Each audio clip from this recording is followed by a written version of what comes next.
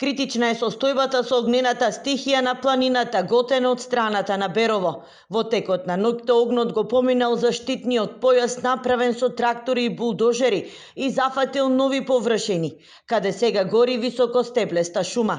Се работи на непристапен терен на Малешевските планини и е тешко да се дојде до самата линија на пожарот, која се мери со километри.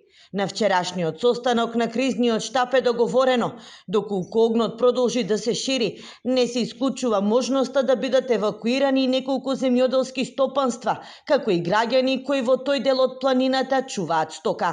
Доколку е потребна евакуација на одредени земјоделски стопанства или луѓе кои чуваат добиток на планината, генерално населените места сега се уште и тоа постои ризик доколку не се на време делува да пожарот се спусти по близина истите.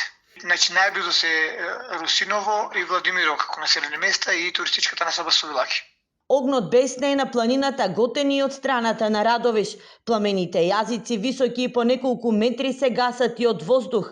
Таму се уште критична точка е појасот на целата Јаргулица, Покрајчево и Подареш. Овде действуваат АТР трактори на ДЗС и еден полициски хеликоптер.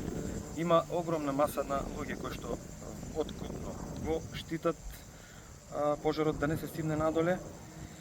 Работи механизацијата, тука се специјализираните возила и во моментов се трудиме да го застанеме на една пресека која што е направена за да не ги загрози населените места кои што се надоле.